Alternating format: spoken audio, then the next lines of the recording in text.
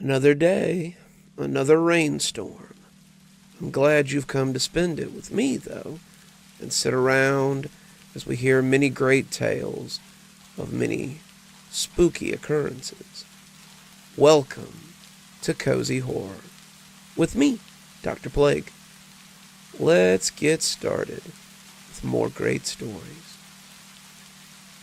We've all had a strange dream or two. Maybe a dream that we have to wonder whether it was a dream or not. Well, the subject of today's story is no different. So let's hope when you settle in for bed later, you don't find yourself the subject of a strange vision. It was one of the most frightening experiences of my life, and I honestly have no explanation for it. My boyfriend and I were on a bit of a road trip, traveling to see my parents the next state over. They had never met him, despite the two of us having dated for almost 2 years. He had proposed to me the week before, my mother seeing the pictures on Instagram, and she had asked when they were finally going to get to meet this mystery boy I intended to marry. I hated that I didn't get to see my mom as much these days. My dad and I had a bit of a falling out before I moved, but he was looking to reconcile, and I was looking for some closure before my marriage to the sweetest man I'd ever met. We were driving, the countryside sliding past, and I felt myself drifting off as I just sat there and took it in. "Feeling like a little nap, babe?" he asked, reaching over to squeeze my hand. "I think I might close my eyes for a second or two." "Well, okay. I'm going to stop for some food soon. 20 winks at the most," he joked. I stuck my tongue out at him and let my eyes slip shut as I blocked out the cows and the green fields that went sliding past the window. When I opened my eyes, the landscape was very different. The sky was red, like burnt red, the color of a jack-o'-lantern, and it seemed to be crackling with heat lightning as I watched. Something was falling from it, something bright that trailed a long tail. They almost looked like comets, but they were too close. We were on the road, but it was pitted and old. The concrete was flaked and peeling, and the landscape was eroded and rocky. Despite this, yellow crops grew from the arid soil, and I could see strange brown creatures with bloated bodies moving along on scaly legs. None of it was right. We should be traveling through Midwestern farmland, and the lightning was rumbling again. I saw it hit the ground and leave a crater amidst the too dry vegetation. I looked to Brad for some kind of answers, but as upsetting as the landscape was, Brad was the most upsetting thing about this, whatever it was. He stared ahead, eyes on the road, as he sat stock still and stared through the window as if it were completely normal. "Brad? What the hell, where the hell are we?" He stared ahead and said nothing. "Brad, what's going on?" He stared ahead, and as I watched, something seemed to move beneath his cheek. I was scared. He was so still, but I found myself unable to look away. Brad was a joker, but he didn't usually joke like this. This was different. This was making me very afraid, and I started to worry about something being wrong with him. Then, ever so slightly, he turned his head, and I found myself wishing he had just stayed facing forward. His eyes were jet black, too big and starey. His face was locked in the rictus of a smile, and it seemed he was having some sort of fit. His skin was moving, writhing, and as I watched, a large black beetle slid from his mouth and scuttled into his ear. He didn't move. He didn't speak. He just stared at me. I became aware of how quiet it was, only the thunder making any noise as it struck outside the window, and the silence was a whole other monster that lurked. It became claustrophobic, like those parts in a horror movie where you're waiting for the monster to scream and scare you so you can just get on with the story. The scream never came. The scare never happened, and I just sat and looked at this thing as it drove us towards wherever we were going. As we sat staring at each other, however, the car was invaded by the sound of a loud, cavernous scream. I turned in time to see our vehicle barreling towards something large and gray that was walking laboriously across the road. I only saw it for a split second, but it was huge, and the thing we were careening towards was a leg that seemed to take up the whole road. Its skin was craggy, like a living mountain, and as it tried to ponderously get its bulk out of the road, we hit it squarely, and the car made a sound like an angry animal. The crash happened in slow motion. The vehicle's front crunched in, lifting us off the ground. As the windshield bulged in, the bubble slowly grew before bursting, pushing inward like a rising wave. The glass shattered out like a cascade of beautiful diamonds as it pelted toward my face. Through it all, those dark eyes glared into my soul. He maintained eye contact until I woke up, screaming as the pain radiated up my face. I heard a screech of tires and an angry exclamation from my boyfriend as I came to. The car swerved back onto the road, and I clutched my nose and screamed. The pain was instant and mind-numbing, shooting agony that radiated through my nose and spread through my face. I didn't know what to do. I didn't know what was going on. Through my tear-streaked eyes, I could see that everything was back to the way it was before I dozed off. Had it all been a dream? My throbbing nose kind of made me think that it had been real. The pain was becoming too much, and I begged him to take me to a hospital. He obliged as best he could, and 20 minutes later, we walked into the ER lobby in the nearest town. It was a slow day, I suppose, because they let us back and asked me questions as I helped them fill out paperwork. They didn't leave us sitting in the room for long either. In no time at all, someone was taking my hand off my face, and my boyfriend was holding my arms to keep me from trying to cover it again. I wanted to cover my face again badly, my nose a white-hot ball of agony, and the touch of Brad's hand was making me shudder. I couldn't look at him, because despite knowing that it was a dream, all I could see was that bug-filled creature with dead eyes looking back at me. The doctor looked into my left nostril with a light and furrowed his brow. That's weird. Hold very still for a second. Brad held me, wrapping his body around me, which only made me shudder worse, as the doctor reached into my nose and pulled something out that seemed to cut me as it came free. My nose hurt all the worse, like it was being sliced with a razor blade, and as it came free of my nose, I could see that it had been what was causing me the pain. It glittered wetly, red drops dappling the edges of the object as it slid out into the light of day. It was a shard of glass, about as long as my pinky tip, and nearly as wide. They had a lot of questions I couldn't answer, and Brad was utterly bewildered as to how it had gotten in my nose in the first place. I can't explain it myself. It was as if I had dozed off perfectly fine and woke up with a huge piece of glass in my face. I told them about the dream, but that didn't seem to convince them in the least bit. I simply gained a giant piece of glass somehow. No one seems to be able to tell me why. That's why I'm writing this, honestly. I sent Brad out to get me some clothes from the car, but I don't know if I can even get back in the car with him. Sometimes he looks normal, but sometimes, just for a second, I can see that weird thing staring out of his face. The other subs I put this in seem to think it was a joke, but you guys seem to appreciate weird stuff, so any advice would be greatly appreciated. I just don't know what I'm going to do. I don't know if I'm going to be able to drive for another 2 hours with him. I don't know what's going on, or if I'll ever get over this. The rain on the tin roof always puts me at ease. Lets me know I'm home, safe and sound, amongst all the horror that I create on a daily basis, I suppose. It's never easy to lose a loved one, especially when that loved one is your spouse.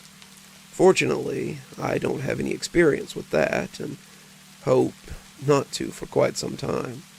But the mourning period is different for everyone, especially when they're seem to be little reminders everywhere of the person you lost.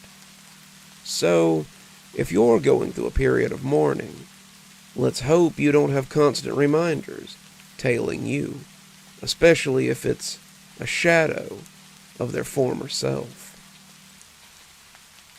It all started when my wife died 8 months ago. Susan was everything to me. We'd been together since high school, and it had been love at first sight. We married after graduation, and we spent 18 years together in wedded bliss. I worked as a writer, finding jobs in editing or column writing. Susan working as a receptionist for a friend of my mother's. We spent a lot of time together. My days spent mostly waiting for her to come home. I lived for the moments when we were sitting in front of the TV together or curled up in bed as we talked about our day. We never had children, though it wasn't for a lack of trying. I was afraid she would leave me when she discovered I was infertile. I'd been injured when I was small. But she just smiled and said we'd just have to be satisfied with each other. It was never something we struggled with. Instead of kids, we gave each other our full attention. We traveled as often as we could, ate out often, had date nights at least once a week, and loved each other more than anyone else we knew. Susan was my everything, and I hoped I was hers. She never gave me any doubt that it was so, and those 18 years were the happiest time of my life. They weren't enough, though. 1,000,000 years wouldn't have been enough. I was writing something for some rag that Susan liked to read when I got the call. She had looked over my shoulder that morning before she left, cooing appreciatively as I edited a piece from one of her favorite writers, other than me, of course. She wanted to read it when I was done, and I promised I'd let her see it when she got home. I'd been invited to write a column, too, something they might let me do more often if it did well, and I'd just started fleshing it out when I decided it was time for a second cup of coffee. The coffee maker was burbling happily, filling my mug with liquid happiness, when my phone rang. Thought it might be Susan, letting me know she had made it to work, and I almost didn't answer when I saw it was an unknown number. The telemarketers had been particularly bad lately. And the last thing I wanted was another conversation with someone who wanted to sell me solar panels or extend the warranty on my car. Turned out it was the police. There'd been an accident. They were sorry, but she had passed very quickly, likely instantly, and hadn't felt any pain. My cup smashed as it hit the floor, soaking my feet in hot coffee as I gripped the counter for support. I would need support for the next few months. I was a wreck. My wife had been my whole world, and suddenly I was alone. I couldn't even go into the bedroom for the first 2 weeks. It smelled like her. Her pictures were everywhere. I slept on the couch a lot those days. I didn't even go in there to get my suit. I just bought a new one off the rack for the funeral. It was small. Neither of us had a lot of friends or family, but the girls from the doctor's office were very supportive, very sorry to lose such a dear friend. We buried her in Mountain Hills, a cemetery not far from the house. After they lowered her into the ground, I just sat there, trying to figure out what to do. I was still sitting there when the guys from the funeral home came to pick up the chairs, the sun setting behind me as I watched the hole in the ground where my wife now lay. "Sorry for your loss, mister, but we gotta pack these up now." I just got up and drove home, finding myself sitting on the couch. When the sun came up, it was still sitting there. This became a pattern. The next 2 months are kind of a blur, honestly. I lived my life like that quote from Forrest Gump. When I was tired, I slept. When I was hungry, I ate. And when I had to go, I went. Really didn't leave the house unless I had to, and when I did, I walked. I didn't trust cars after that, and I'm still not comfortable riding in anything with wheels. The walks probably did me good, but I was so lost at that point in my life. She'd been my everything, my whole world, and I just didn't know how to get by without her. I didn't work. My contracts quickly dried up. I wasn't working on my book either, and I'd fallen into a deep funk. If something hadn't pulled me out, I would have probably wasted away right there. Luckily, I suppose, something did. That was when the gifts started showing up. The first one came on Valentine's Day, though I now know that was no accident. I had stepped out in the evening to check the mail, and there it was on the stoop. I almost stepped on it, and that would have been a shame because someone had left my favorites. Sitting there was a bouquet of wildflowers, a box of those dark chocolate truffles Susan had always bought me, and a card. I was stunned for a moment, not quite believing what I was seeing. This was just the sort of thing she would do, too, and I expected her to jump around the corner and surprise me. She hadn't been very large, a wisp of a thing, but she liked to scare people and found it hilarious when she managed to. As the minutes stretched by and no scare seemed incoming, I picked up the stuff and brought it inside. I put the flowers in some water.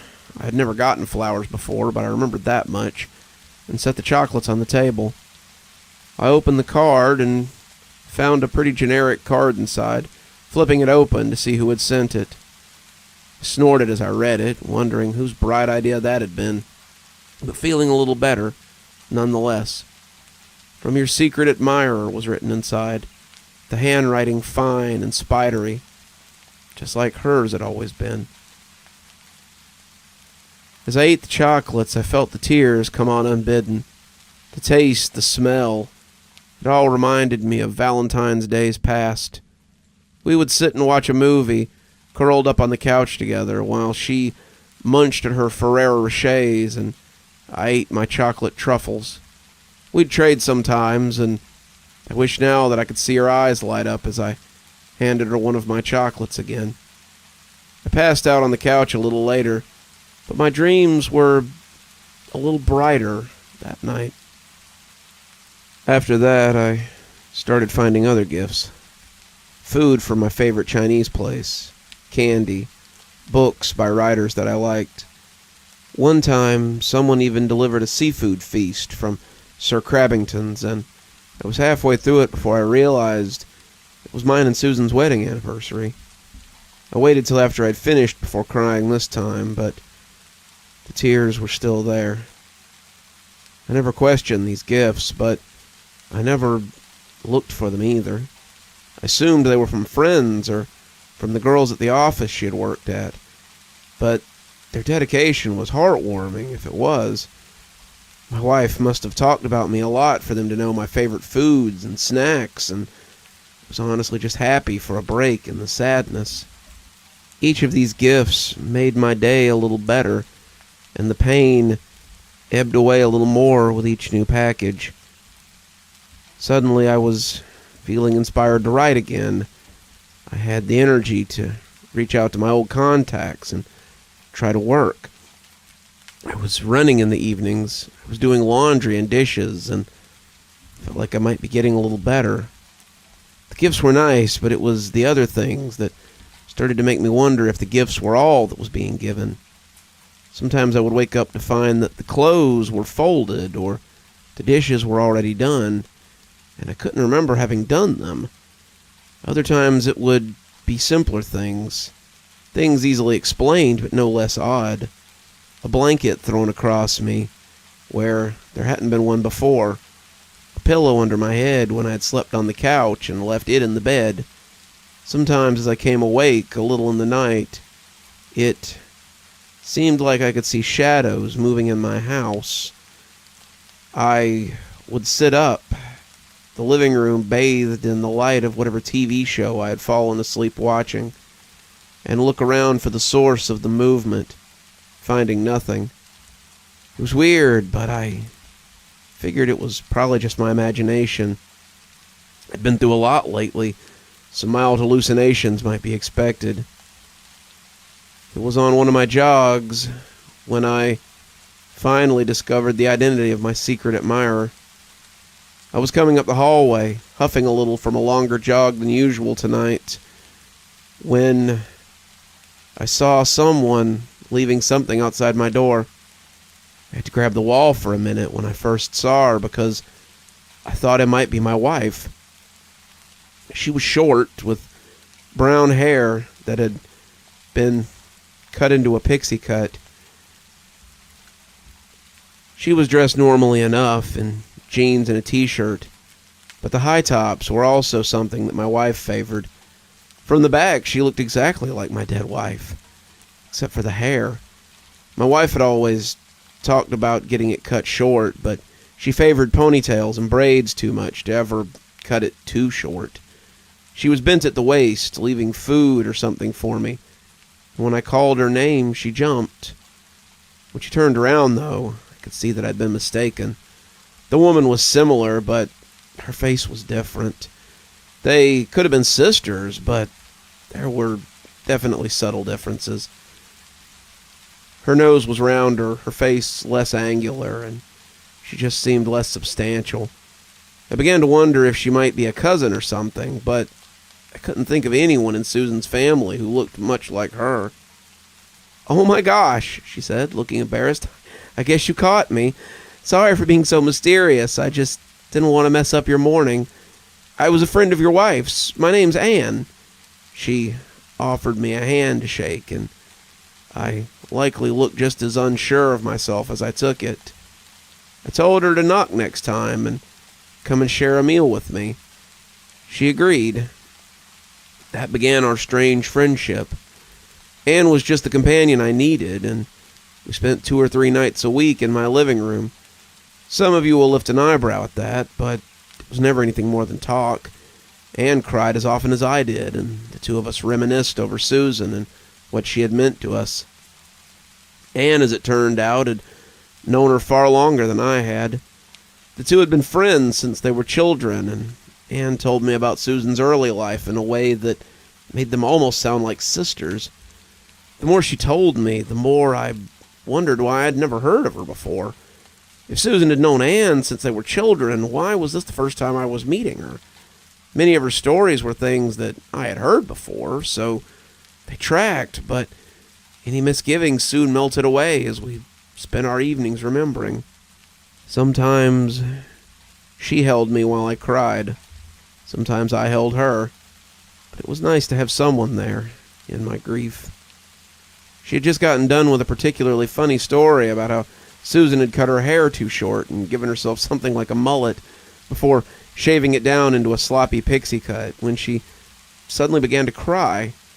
Her despair was deep, the sobs racking her, and when I went to hold her, she pressed her face against my chest. "I'm sorry, I miss her so much." I held her that night as she wept, and I think that was when I started to fall in love with her. It made me feel terrible, but I couldn't help it. She was so much like Susan. Even her voice reminded me a little of my dead wife. I didn't want to move on. I was still trying to process what to do next, but Anne helped a lot, and I got the feeling that she didn't mind being that person for me. Suddenly, she was coming over every night, bringing food or wine, and we spent our evenings together. It didn't seem to bother her that I never wanted to leave the house. It didn't make any difference to her that I didn't cook, but the longer she was in my life, the more that changed. Suddenly, I was paying more attention to my clothes. I was taking on columns for online magazines and selling my short stories again. I was cooking dinners instead of eating takeout, and I felt as if I were getting better. Anne was a big supporter of this, pushing me to get better, and that was when I started to notice that something was a little off about her. Something I should have noticed before then. Anne only came by after dark and was unavailable during the day. Anne had a very demanding job, but would change the subject any time I brought it up. Anne would always leave before dawn, if not well before. Anne wouldn't stay at the house, wanting her own space, which I could respect. These things on their own didn't seem so strange, but altogether they made me curious. I'd also wondered why Susan had never talked about Anne before. It was something that had always been at the back of my mind, but now it began to linger like a fishbone in my throat. If they were so close, why had I never met her? If they'd been friends since childhood, why hadn't she been at our wedding, at our parties, our trips, our gatherings of people that had been drawn around us? And Anne had never been seen at any of those. I asked Anne about that one night, and she waved it off, telling me I must have seen her at one of those things. I've been to every gathering you guys have thrown. I was at your wedding. I was at the funeral. I've been with you guys all the way. Made me think I was going crazy, but I couldn't remember seeing her before that night 2 months ago. I thought about going through old pictures, but neither of us had been picture-taking people. We kept our memories inside, not on our phones, though it made it a little difficult to check now. I was hesitant to bring any of this up in front of her as, well, I didn't want her to feel like I was accusing her of anything. Anne had become very important to me, and I didn't want to go back to sitting in my depression on the couch every night. That was until I saw something that I shouldn't have. We'd been watching a movie on the couch, something Susan and I had seen 1,000 times, and I dozed off towards the end. I had laid my head over on Anne, and if it bothered her, she gave no indication. I don't know how long we sat like that, the two of us together on the couch, but when she got up to leave, I came half awake as I mumbled something about seeing her later. She didn't respond, which I thought meant she hadn't heard me. But as I opened my eye a little, I saw something that froze me in my couch divot. The black shadow was standing in the doorway, its back to me as it prepared to step out into the dim hallway. The creature looked like tar, its form more of a feminine insinuation than a fact. It must have had its back to me, but when I inhaled sharply and fell off the couch, it turned back to see what had happened. I was on the floor, breathing harshly and trying to find enough breath to scream when the shadow creature bent down in front of me and spoke in Anne's voice. It's okay. This wasn't how I wanted you to find out, but I suppose it was inevitable. I couldn't find my breath. I looked at the thing that was speaking with Anne's voice, trying to make sense of all of this. What the hell was going on? In my head, I had wondered if Anne was some kind of stalker or a weirdo who was only pretending to know my wife, but this was a little bit beyond anything I had thought about. What? She glanced at the sliding door to our apartment, noticing the sun beginning to peek up and sucking in air. I don't have time now, but please listen. You have to trust me. I would never hurt you, and I'll explain what's going on. Some of the answers might not make a lot of sense, but I promise I'll tell you what's going on. Just wait till tonight, till I get off, and I'll tell you everything I can. Can you do that? I nodded, and she returned it slowly. She got up and walked towards the door, but turned back just before passing through it. I'm still Anne. I'm still the person you've known for the past few months. Just keep that in mind. She walked through the door and left me sitting on the floor of my living room. I was a mess all that day. I didn't understand anything. All I knew was that someone I'd grown pretty close to had turned into a featureless monster right before my eyes. I kept trying to convince myself throughout the day that it had all been a dream, that I was still dreaming, but the longer the day went on, the more I had to come to terms with the fact that it wasn't. That meant that whatever that thing had been, it was coming back here tonight. I'd have to make a choice when it got here. Did I let it in, or did I tell it to go away and lose Anne forever?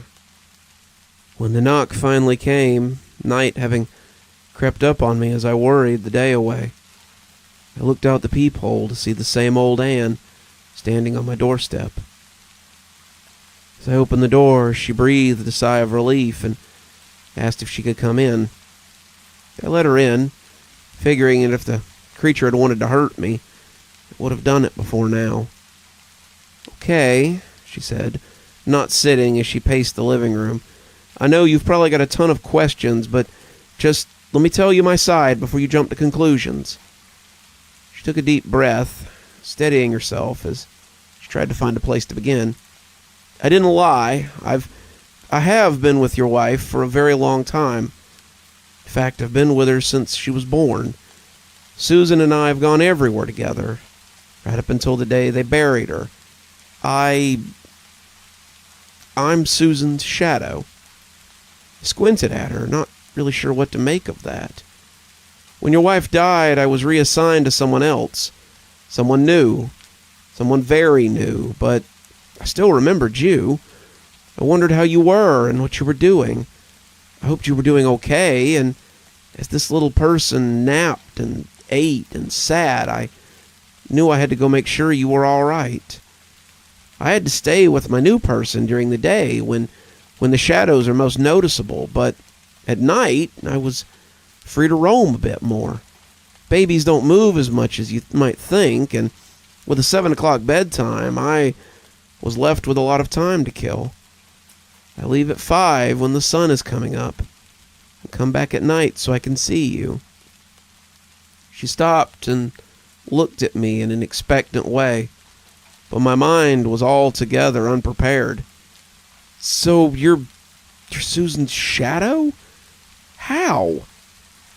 "Shadows are part of people, but once they're dead, we aren't really needed. I've been with Susan since the start, since the first time she met you, and I fell in love with you right alongside her. I had to know you were safe, to know that you hadn't given up, so I started coming back to our old house. I found you suffering. So I left you gifts to keep your spirits up, little things to make you realize you were still loved. But I got careless. I let myself get seen, but I guess that worked out in the end. Turned out, I was hurting too. I missed Susan. I missed her more than I had any of the other people I'd been attached to before. And talking with you helped me get over her, just as it helped you. We helped each other in the end, and that was what we both needed. We became what the other needed, and I'm thankful that you happened along and found me that day. I had questions, all kinds of questions, but the one that stuck seemed the most obvious. If you have someone new that you've attached to, does that mean that eventually you'll have to go?" She nodded slowly, like she hoped I wouldn't think of that right away. "Eventually, as the person I've been assigned to grows, she'll need me more than just during the day. I may have to stay with her more and more often at night, and that will ultimately mean less time with you. I want to be here for you, but I don't want to stop you from moving on either. You need to get past her, get past me, and eventually return to life as you knew it. You deserve that. You deserve to be happy." I felt the tears leaking down my face, smearing her and turning her into a wavy half-person. Will you stay with me as long as you can?" I asked. She nodded. "I will. I'd really like that." That was 6 months ago. The little girl that she's become the shadow of, Anne, is starting to move around more, and Anne is happy with her progress. She doesn't think it'll be much longer before she's walking, but she promised that she'll come and see me for a while to come. One day she may decide that the nights are for going out and working, but for now, she's still tossing in her crib before the sun goes down, and that's just fine with me. I don't know how long I'll have Anne for, but I know it would never be long enough. Even as I write this, I know there will come a time when her visits become less and less, and I know that'll be fine too. I had Susan for 18 years, and I'll take whatever time I have with her shadow as a gift. Oh, looks like I've got a little guest. They do so like to come in when I'm recording, just hanging out and soaking in the ambience. You can't say as I blame them, I suppose. There are a few things in childhood that are better than a pile of dirt. Something about climbing on the dirt and rolling around and just having fun with a bit of an oddity that just sort of appeared in your yard. Let's hope when you get your own pile of dirt, though, for whatever purpose you might need it, it doesn't come with any of the surprises we find in today's story. I pushed the sign into the ground and looked at the kids gathering up the street with thinly veiled satisfaction. "Keep off the dirt," it read. I'd seen the way their eyes gleamed when the truck came to deliver it, deciding on a preemptive strike. A tall pile of fill dirt was irresistible for small children, and I needed as much of the dirt for my project as possible.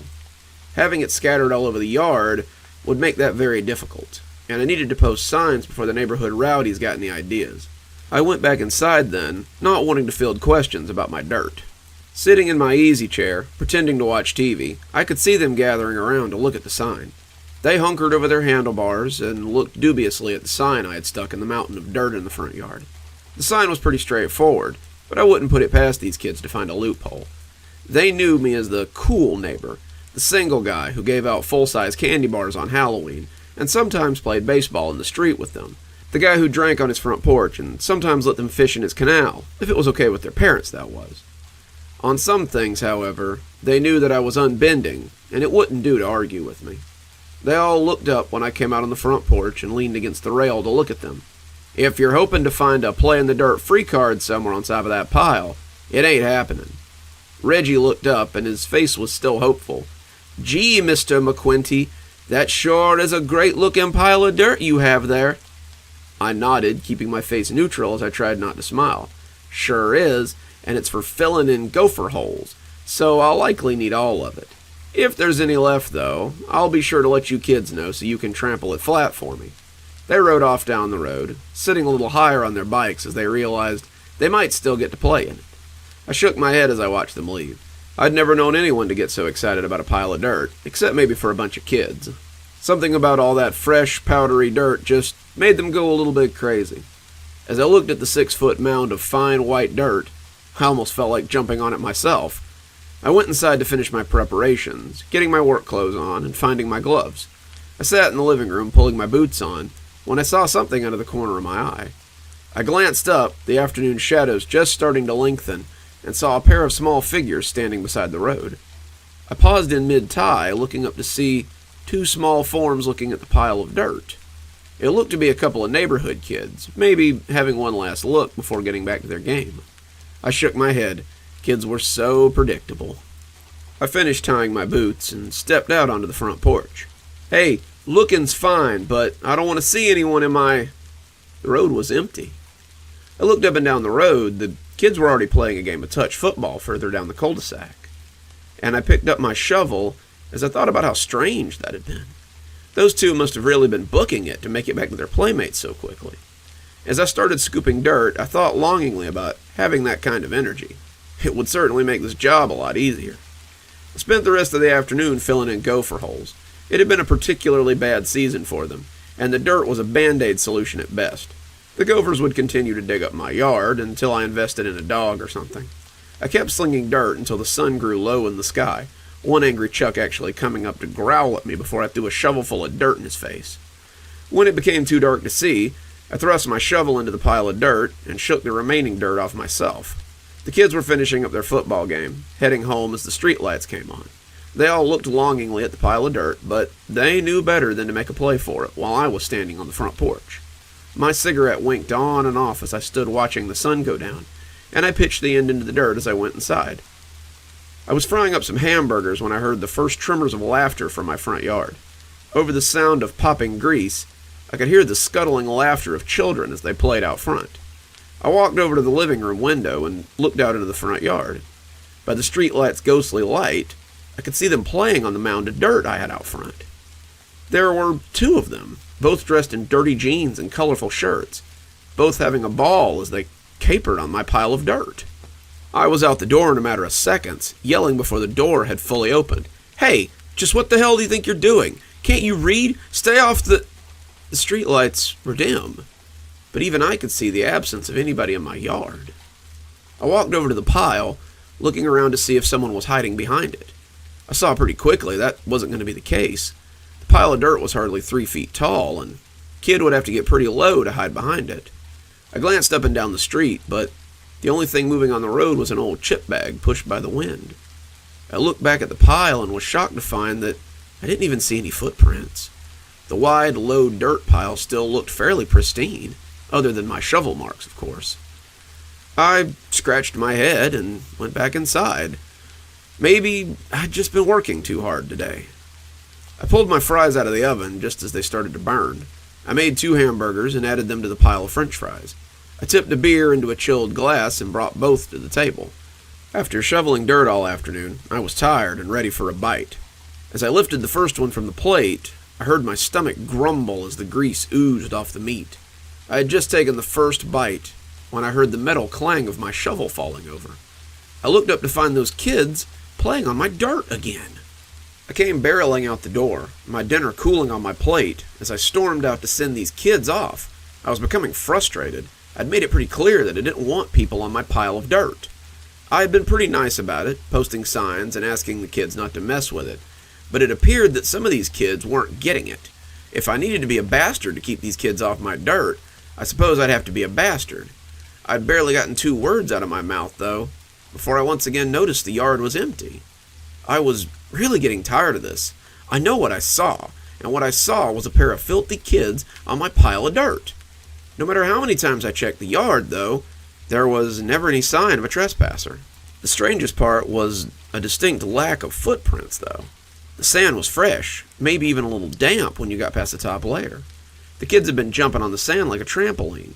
There should have been footprints, handprints, something.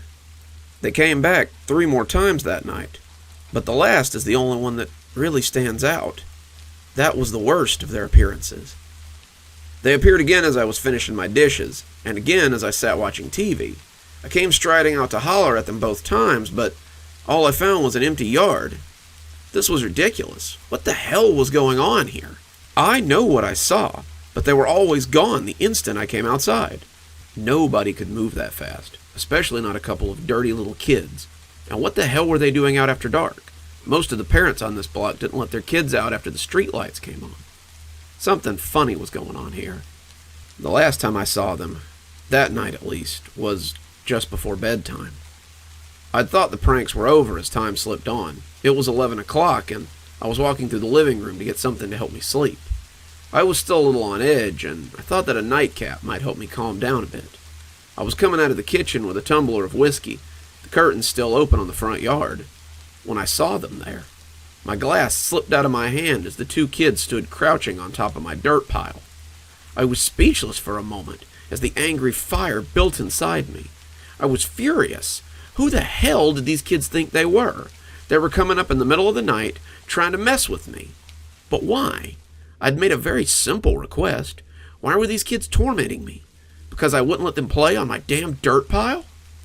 If I had stopped to quell my anger, I might have noticed that something wasn't right with these 2. The night air was cool on my bare chest as I came shambling out of my house like an angry bull. Who the hell do you think you are? It's almost midnight. Get your asses over here right now. I'm going to call your parents and let them know what you've been up to. I got a good mind to... They hadn't moved this time, though. They just stood on that mound of dirt like two scrawny scarecrows, glowering at me through the dirt caked over their face.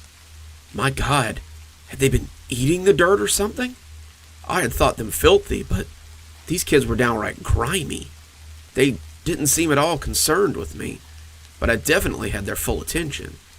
I had come half into the yard when I saw their eyes. They both seemed to have a nasty case of red-eye. They stared at me, their eyes seeming to glow somehow, and I suddenly noticed that they cast no shadow in the dim streetlight. They should have. The dirt pile and my shovel cast a long gantry into the falling streetlight, but these two had nothing. I had stopped barely 20 feet from the pair when the larger of the two took a step towards me. When his dirty sneakers gritted against the loose earth, the red piping looked faded beneath all that mud, and I saw the earth drop over it like a hand. He opened his mouth, trying to say something, but all that came out was wet soil. Sand and mud bubbled out from over his lips, and the dirt that had covered his foot had begun to slide up his leg as well. He fell to his knees, clutching his throat as he coughed up leaves and mud as well. The sand slid over his hands and up his arms. Even as the dirt bound the first boy to the pile by his knees, they both struggled, trying to free themselves from the prison of sand, but their efforts were ultimately in vain. The sand reclaimed them both in a sudden whoosh. In a blink, they were both gone again. I walked backwards, never taking my eyes off that pile, until the door was closed between us. The next day, I set to work early. I wanted that pile of dirt out of my yard before nightfall. I worked diligently, filling in holes and putting dirt to good use. I used it to fill in a few of the potholes in front of my house even. I just wanted as much of it gone as I could manage. I no longer cared how it happened. When the kids came by on their bikes, I told them to leave. They seemed disappointed, but I didn't want them anywhere near that dirt pile. I was filling in an exceptionally large gopher hole when something caught my eye. I had nearly turned back to the pile when something pale and long made me take a second look. At first I thought it was a worm, but the more I looked, the more I thought I knew what it was. I bent down, the shovel hitting the ground woodenly, as I reached down to pick up what I hoped was a bleached piece of wood. It wasn't, though. It was cold, malleable if not unmovable, and crooked like a sea of pale, purpling flesh. The perfectly filthy nail was hardly visible at the tip of the small finger. I went back to the pile and saw the rest of the hand poking out from the bottom, minus the finger I had accidentally amputated. The cops came when I called, and they brought dogs with them as well as the big white forensics van. They excavated the bodies of a 10-year-old boy from the bottom of the dirt pile, his face frozen in a look of terrified disbelief. He was dressed in very dirty, if not very familiar clothes, and his sneakers had that same filthy red piping that I'd seen the night before. When they lifted him free, they found that his hand was intertwined with something else that also came loose. The other boy had been about 8, and the two had died hand in hand, it seemed. The police had wanted to arrest me, or at least bring me in for questioning, but the forensics guys had figured out pretty quick that these kids had been dead for the last month. A quick search determined that they had been on the missing persons roster for about 3 weeks, and their parents had feared they'd been abducted by some pervert. They'd been playing near the sand pits before they'd gone missing, and the coroner would later find dirt and mud in their lungs and mouth. He figured they had been climbing the big sand piles out there, piles just waiting to be scooped into a truck and sold as fill dirt, when one of them had been sucked down by a pocket of air or an empty spot in the pile. His brother had tried to help him and ended up getting pulled down as well. The two had suffocated as they tried to get out and been picked up by the fill dirt as they trucked it to the company I had bought it from. It happens sometimes, the coroner had told me when I'd asked about it a few weeks later. Kids never think about that kind of thing. They just see a big pile of dirt and start climbing. I haven't seen the two since they took the bodies away, and the company I bought it from came and got the rest of it before they gave me a full refund. I hope they find peace wherever they are now. I think, from now on, I'll just hire someone to fill the holes in my yard. I don't ever want to see another pile of dirt for as long as I live. Sure does sound like a wet one out there. I'm glad you've got a nice, cozy, warm place to sit while we swap stories and wait for the rain to settle down a little bit. We all have some fears when we're a kid. The closet, the underside of the bed, maybe those clothes you left on the chair, and whether or not they may or may not turn into a monster while you're asleep. But it's always strange when some of those irrational childhood fears turn out to be true. So, when you get cozy later, let's hope your sleep isn't interrupted by a monster.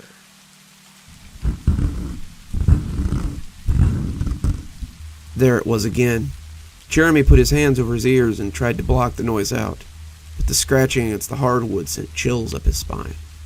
Stop it! Stop it right now! Jeremy clapped his hands over his mouth, terrified at what he had just done. The scratching under his bed had been happening for 3 weeks. The scratching, the weird noises, and sometimes he thought he heard whispers and whimpers amongst the odd sounds. His parents had said, "Oh, you're just dreaming," or "It's just the house settling." But Jeremy knew that it was something. There was something under there. He knew it in that way that children always know. The scratching stopped, and he lay there, silently shivering with the covers pulled up to his chin. He had done it now. Now it would slink out from under his bed and eat him up. It would come towering out from under the bed and hurt him with its long claws, or... "Who's there?" said a small voice that was trying to be brave. Jeremy jumped. That had been a child's voice. The thing under his bed had spoken, and it was a kid, like him. He peeked over the edge of the bed, expecting yellow eyes or a mouthful of pointy teeth, but no one peeked out from under his bed. After a few seconds of heavy silence, Jeremy decided to be brave for a little while longer. I'm Jeremy. Jeremy Bird. Why have you been under my bed all these nights making noise?" "Me? You're the terrifying thing that's been making noise under my bed this whole time," said the voice. To Jeremy, it sounded terrified. "No, I haven't," Jeremy said, and he laughed at the absurdity. "Oh, yes, you have. You growl and roar deep in the night. I've heard you," said the monster, who was blustering with angry terror. Jeremy thought for a moment. Does it sound like this? He pretended to snore. He'd gotten pretty good at it if he wanted to trick his parents so they could stay up a little later. The monster quailed in terror. "Oh no, I'm sorry. I shouldn't have." "Shh, that's the noise I make when I sleep, silly," Jeremy said with a laugh. "Oh," said the monster, relieved. But what about that terrible squealing you make?" it added suspiciously. Jeremy thought about it, and as he thought, he leaned back on the bed, and the springs creaked and groaned. It chills me every time I hear it," said the monster with real terror. "That's just the mattress," Jeremy said. He was becoming less afraid of this monster, as it proved to be more fearful of him. "Well, what about those little noises you make at night? They're so invasive, they make me want to scream." Jeremy thought, what could the creature be talking about? He looked at the glow of the dark stars on his ceiling as he contemplated, and smiled as he remembered how his mom had pasted them up there. What small noises late at night could this creature be talking about? He thought and thought, and his silence made the monster cry a little, a high-pitched whine at the back of his throat that made Jeremy cringe. Those are whimpers," Jeremy realized suddenly, understanding the noise as soon as he heard it. "Why do you make that sound?" the monster asked. But Jeremy already knew the answer. "Because I'm scared of you," he said, feeling a tear slip down his cheek as he lay in his bed, a child's fear coming over him that his parents would never understand, and because no one believes me.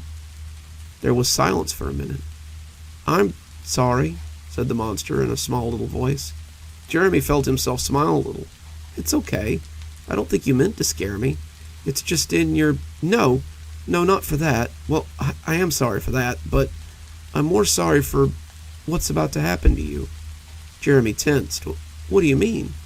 "Well, I had 2 monsters, the one in my closet and you. When I told the closet monster I was more afraid of you than him, he told me that he could make you go away. He told me that if I distracted you, he'd catch you off guard and make sure you never scared me again." Jeremy was silent. I'm sorry. Please, won't you forgive me?" Jeremy didn't answer. "Hello? Are you still there? Please don't be mad at me. I'm sorry." But Jeremy would never answer. The only sound to be heard was the soft drip on the floor and the closet door scratching as it was pulled shut from the inside. I think there's just enough time for one more story before I take these tired old bones off for a nap. Seems like it's often hard to impress our parents. It's hard to convince them that we're not that 5-year-old with food all over their face and a messy room that we need to clean. However, sometimes it goes deeper than that. And if you're in a situation where you don't ever think your parents will accept you, then I hope you know how much love we have for you right here.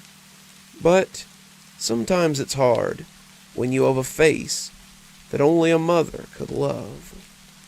Have you ever heard the sound a scalpel makes as it slides over bone? If you haven't, it's a little like a knife scraping over a hollow rock. The bone isn't as solid as you might think, not as solid as the blade at least, and the sound has an eerie quality to it. The more I reflect on the sound, the more it reminds me of nails on a chalkboard or sidewalk chalk that kids drag over pavement. It's a weird noise that sets your hair on edge, makes you grit your teeth against the intrusive grinding. I've had a lot of time to think about that sound in the years following my wife's death. That was the sound that woke me up that night. It had been a long week. The department had been reeling over a series of brutal murders, and this was the first night I'd gotten to sleep in my own bed.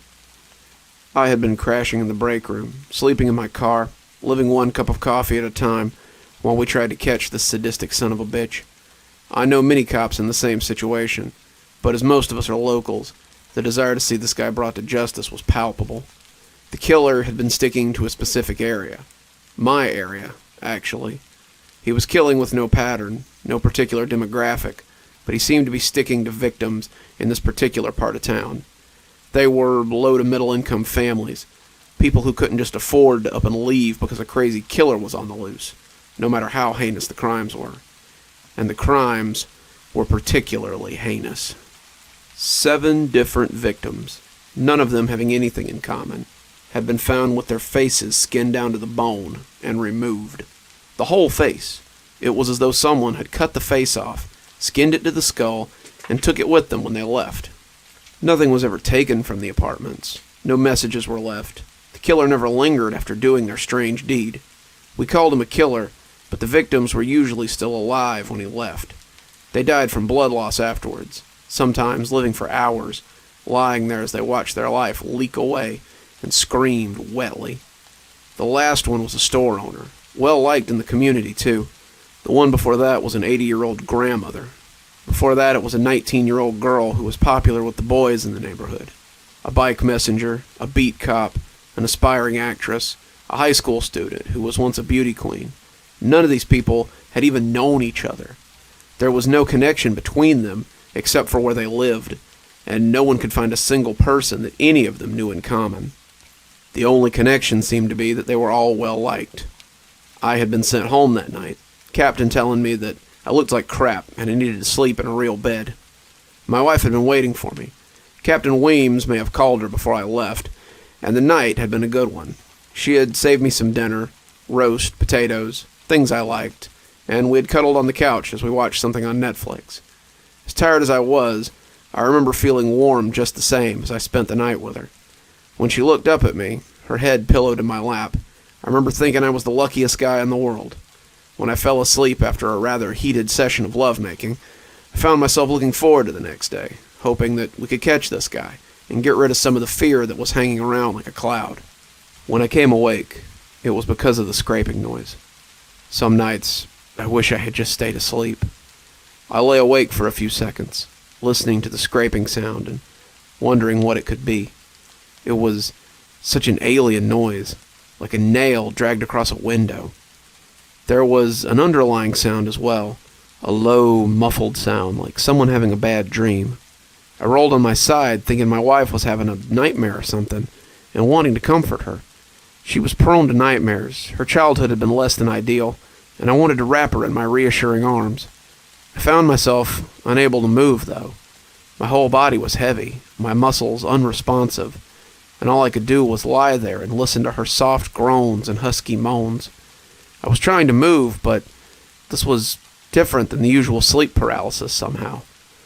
This felt like being out of my body, unable to control it. Then my eyes tracked to the mirror that sat atop my wife's vanity, and I felt a scream hang in my throat like a piece of meat. I was choking on the scream, as my mind tried to process what I was seeing. It was a dream. It had to be. Things like this didn't exist in the real world. This was a nightmare. Maybe I was even the one making these noises that I was hearing. This simply couldn't be happening. I was dreaming. I was nightmaring. I would wake up. This would all go away. The longer it went on, though, the more I concluded that it had to be happening. The thing reflected in the mirror was nearly 7 feet tall. It crouched in the bedroom, leaning over my wife, as it slid one long finger over her face. Its head was large, like a big gray baby doll head, with the face covered by a grotesque mask that looked plastered on. There was a spread of red around the mask's corners, and it looked stretched and frayed as it lay pancaked across the creature's face. The creature's body was gray, long and disproportionately slim, on a pair of spindly legs that disappeared below the corner of the bed. What interested me most, however, were the long gray arms that ended in pointy fingers. Fingers he was currently sliding over my wife's face. He was tracing that long finger along the same track, again and again, and I could just see a trickle of blood sliding down one of her cheeks as I watched helplessly. I could see a trench working its way through the skin, the blood beginning to run more freely as he went. His eyes, his overly expressive blue eyes, followed the finger's path as he worked, and I tried with all I had to break out of whatever held me. The too big head looked up from its work, and I realized I was shaking a bit as I watched him. His hand stretched out, impossibly long, and one of those claws came to rest in my ear. It was cold and wet, like a fish that's been plucked from a stream. Suddenly, my shuddering stopped, and I realized why I couldn't move. This thing had done something to me, had done something to my wife. I was forced to lay there and watch as he went about his work. The process was not quick. Whatever tool he had at the end of his wrist was dull indeed. He had to make the circuit for nearly an hour and a half, and my wife's muffled cries were beginning to become more pitiful. The blood was really coming down now, pooling on the bed and turning the white sheet a deep red. I saw my wife starting to shudder, thinking she might come out of it. He touched her with one of those claws, though, putting the tip in her ear, and she went still again. I was going to have to watch as he took her face off. At some point, I think I realized that. All the realizing in the world, though, wouldn't prepare me for it. Finally, after what felt like days, he pulled the finger back and bent over her. He brought both hands up, 10 scalpel fingers peeling the face I had loved so much from her too white skull. That's the other sound I'll never forget. The sound of my wife's face being peeled away sounds like nothing so much as Velcro separating. I saw it in the murky glass as it came free. For just an instant, I could see the creature's face, too. It pulled off the old mask, and I realized too late that it was the face of the shopkeeper we had found a few days ago. It put the face in its mouth, and as it chewed, I could see a face like a swollen potato, its mouth like a carved jack-o'-lantern sneer. Its rubbery teeth chewed at the flesh as those eyes stared blankly into space. It had a pair of way too expressive blue eyes, and for a moment I thought they might have come from a doll. They looked at me suddenly, locked mine as I stared into the mirror. Those horrible blue eyes held my gaze for a count of 20 before it slapped the new face on with a wet chuck sound. Those eyes stared back at me through the eye holes of my wife's detached face, and the creature went out through the window without a second look. Those eyes peeking jealously out of my wife's face were the worst part, and that face haunts my dreams every night. By the time I could move, she was already dead. She came out of it before I did, though. She lay on the bed, gasping wetly and calling for me. I didn't know if she could see me. Did her eyes still work? She passed out a few times as she tried to turn her head, finally just laying in her own blood and calling for me softly. She wanted me to save her, wanted me to wake her up from this nightmare. She couldn't be dying in her own bed after having her face cut off. I began to get some feeling back in my arms as her voice trailed away. I could flex my fingers, but my arms didn't seem to want to work until after she had already slipped off. The light had begun to peek in by that time, and I fell out of bed as I scrambled for the phone. I told them everything. I told them about the creature. I told them about its long claws. I told them about the paralyzing dread. I told them how it had taken my wife's face and left out the window. Their response was to send me to a therapist, to give me time to grieve, to have me work with a hypnotherapist, to try to decide if I had actually seen something. I quickly learned that they didn't want to believe what I had seen. They wanted to believe that I had created this monster from my trauma.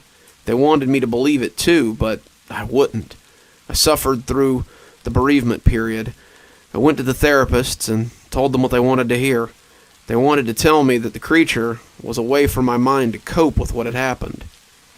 I knew better, though. I used that downtime to gain information about the creature. There wasn't much to go on. The crimes had all been committed within 2 blocks of each other, all in a central location, all in the part of town that housed several large apartment complexes. I asked around, seeing if anyone had seen anything like it, but I got very few answers.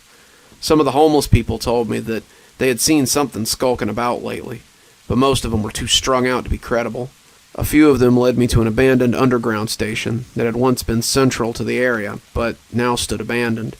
The homeless didn't stay there anymore, and if they did, they stayed there forever, or so they told me. After a month of bereavement, I came back with the information I had compiled. I was ready to hand it to the chief, but I returned to a very different environment. No one believed that I'd seen a monster steal my wife's face. I began to hear rumbles around the station that I was a suspect now. A 15-year officer had just laid there and watched his wife have her face taken off. Not likely. Seemed more likely that I had been out all night and come home to find her like that. It seemed more likely still that I was the killer, banking on the idea that my reputation would put me above suspicion. I didn't care. I knew what I'd seen, and I took my information straight to my boss. My boss, however, was in another camp altogether. Is this how you spend your period of mourning? I want you fresh, all this monster stuff out of your system. The others, they already think you're unhinged. The ones who don't think it, think you're the killer. You need to be careful talking about this kind of crap around here.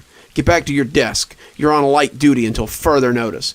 I don't want another word about this damn monster. I seethed behind my desk, already planning my next move. If it was proof they wanted, then it was proof I'd give them.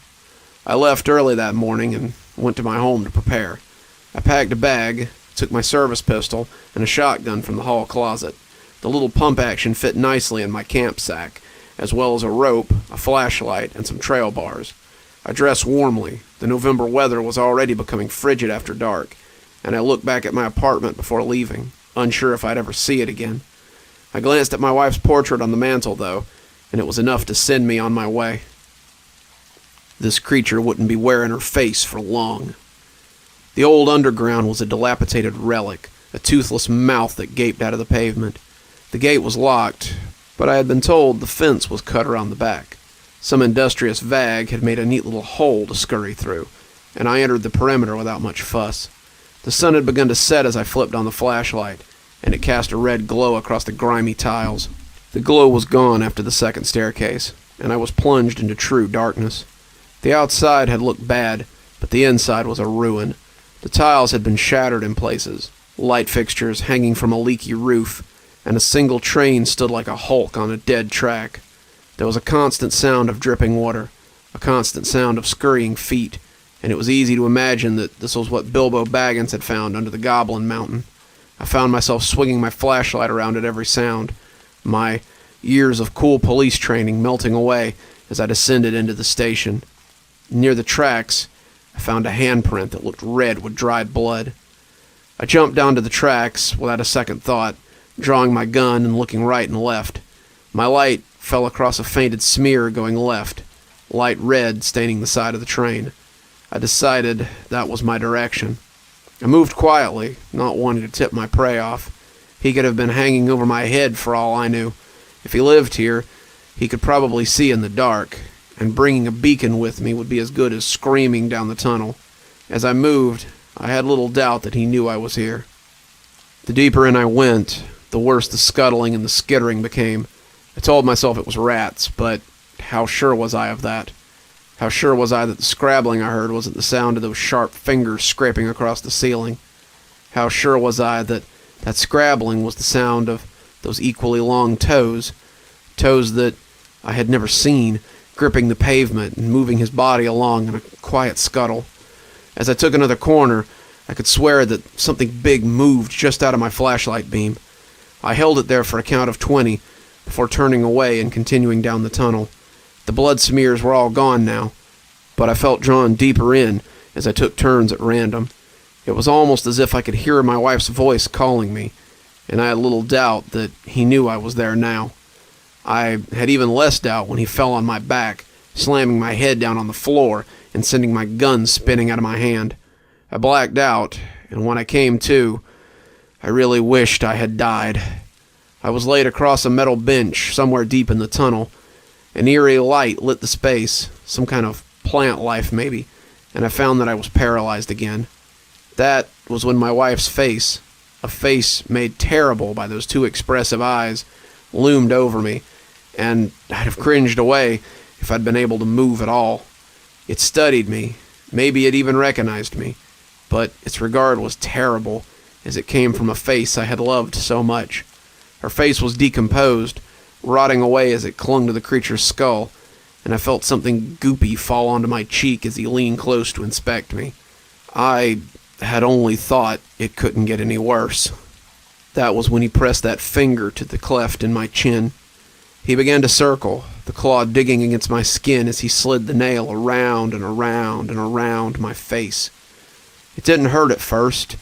At first, it was little more than a discomfort, and I began to wonder how long he had been carving at my wife before I woke up. I stared at him, and he stared back, those baby blue eyes boring into me.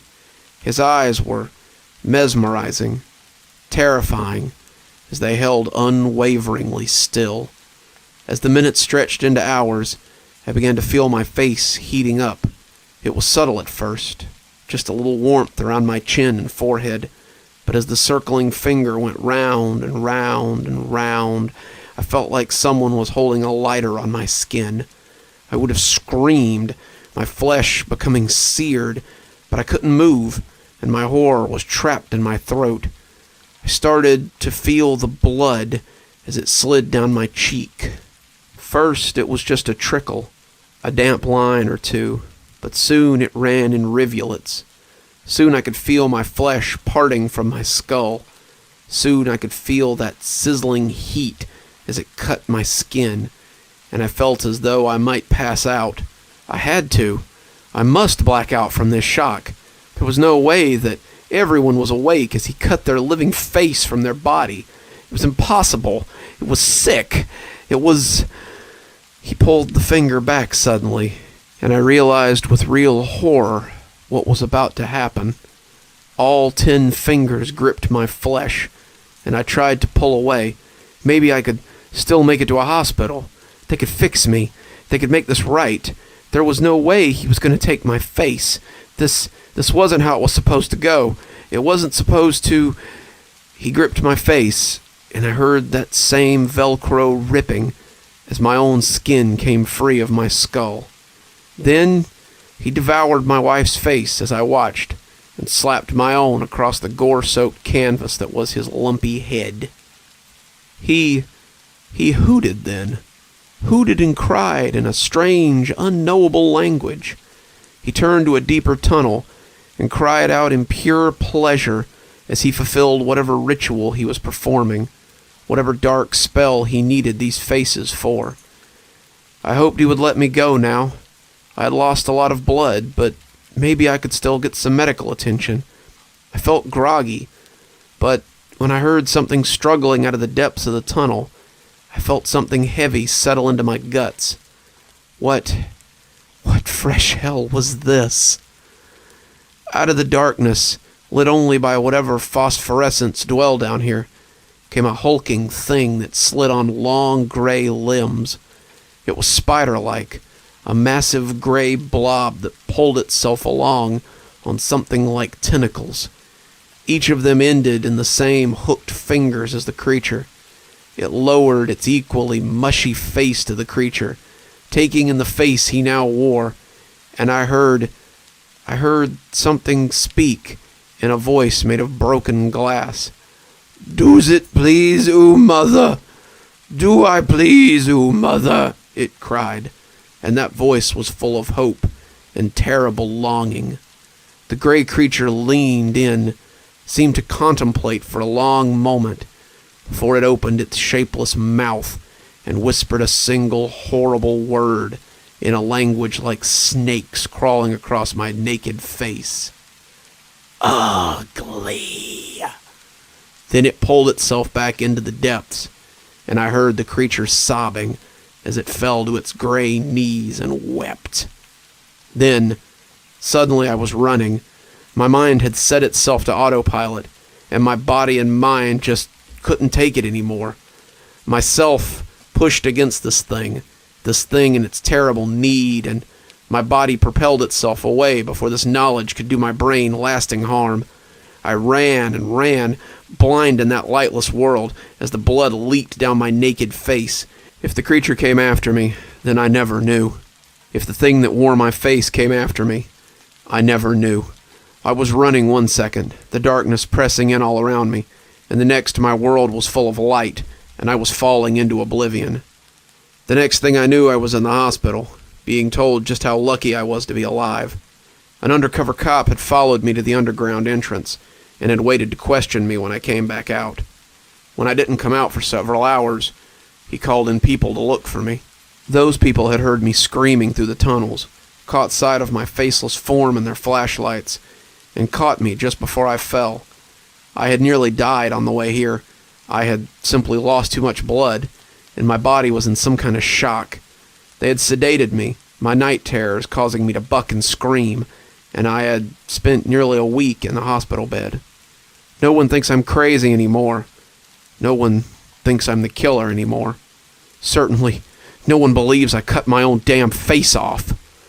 I'm writing this as a warning to anyone living in the area. Get out. Leave your home, and get out. The creature has no rhyme or reason for his actions. He seeks only to gain something that I believe he will never find. I'm safe now, a faceless horror who will have to live his life with the knowledge I discovered under the city that day. But you needn't suffer my fate. Get away from the Cheapside. Get away from the concrete apartments. Get as far from the city as you can, lest you be one more face for this monster to show his mother. I believe that'll just about do it for us today. Thanks so much for coming by to listen to some great stories and spend a rainy day with me, Dr. Plague. I do hope I'll see you again tomorrow for more cozy horror and more good times. Till then, Dr. Plague, signing off. Have a wonderful day and a spooky evening.